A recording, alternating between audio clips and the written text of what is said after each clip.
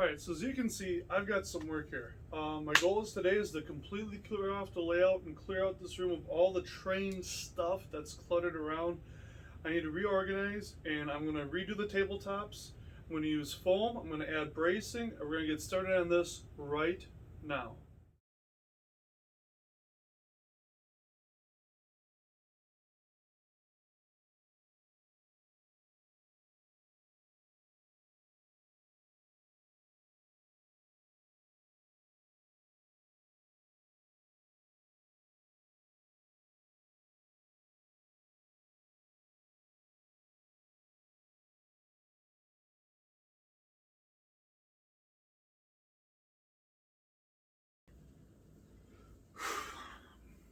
All right, so for those of you who may be wondering, may not be many of you, but I know there's a couple of you who might have been wondering, well, Sean, you're at a train show all weekend. Well, what did you buy?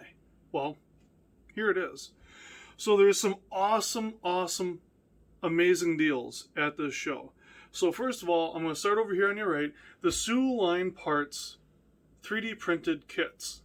So these guys were 28 bucks a pop. They sold out in the first 11 minutes. And I got 4. Guy in front of me got 4. Guy behind me got 4. Guy behind him got like 3. At least that's kind of what I recall.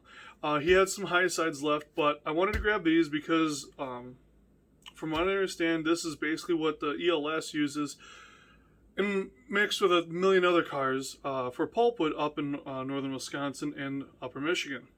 Next up, I picked up this nice little wood chip hopper, GPSX. Very well detailed. I'm not sure what brand it is, but it's got plywood sides reinforced with steel. It's got a nice steel bottom. Good couplers, good trucks, and I picked it up for $10. It says Atlas on the trucks.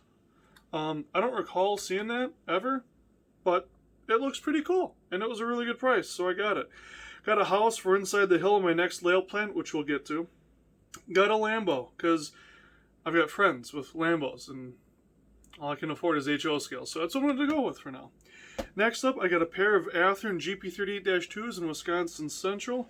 I got 2006 and 2004. These will be going to John Hill for weathering and some modifications, DCC, lights, sound, and things of that nature.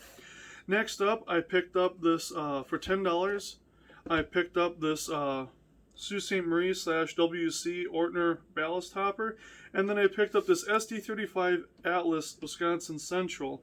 And I was really excited to see this because, as far as I know, Atlas is a lot better than Athearn with the drive, at least of this series, and it was the same price. So to John's Trains and Hobbies, thank you so much. I got the locomotives and the freight car through him, various other sources for everything else, but he had some amazing deals this weekend on a lot of used stuff. I mean, there is a ton. If you weren't there, you have no clue. But I got these from him, actually traded some stuff to him, so I didn't have to pay full price or anything. So John's really cool with that sometimes. But yeah, I had a great time at the show. Everyone had masks on. Everyone was real polite. You know, it's hard to social distance, but everyone was doing a good job of kind of keeping their distance, not rubbing on your shoulder, squeezing in to get places. It was really nice. Saturday was super busy until like 2 o'clock. It slowed down a little bit, and then Sunday I was only there till 1, but it was slow but steady. There were a ton of deals to be had, just a ton. If there was something you were looking for, I'm betting you probably would have had a good chance of finding it there. But other than that, I got the layout cleaned up a little bit. I've got the track. I got to start pulling that up next. And then what I'm going to do, I'll put the picture at the end, and you guys, please give me your feedback on this. I'm pretty happy with the way my track plan is for the next layout to occupy this bench work.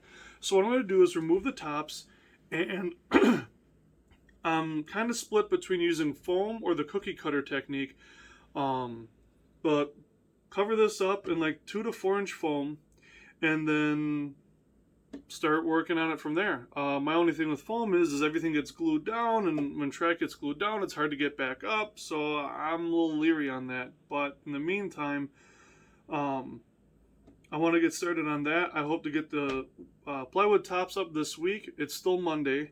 With any luck, I'll get this video out today yet, but I'll get the layout tops up.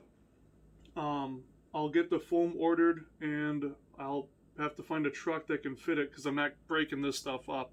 I'm going to try to keep it in the 4x8 sheets. Just kind of lay it down, mark where it needs to come off or it needs to get cut it along. Still not sure what I'm going to do with my lift out or my lift gate here. That may end up becoming a permanent fixture just because it's going to be difficult, very difficult, to try to fit that in with the foam.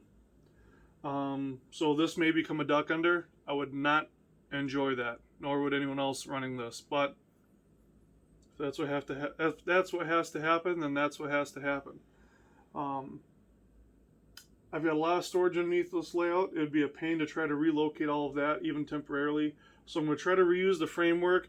I'm going to add more supports in it, obviously with the foam, and kind of go from there. I'm hoping that by the end of this week, I've got the track up and organized, the plywood off. I can start bringing foam down, even if it's just like 6 sheets at a time. I'll probably start with 4-inch foam, just because that'll bring the height up a little bit, which I wouldn't mind, and then that'll give it a little more strength and durability. And then from there, I can start shaping my rivers and my scenes, plotting out track and everything. I'm going to use the grid method. So without further ado, here's my track plan. Let me know what you think, and we'll see you in the next video.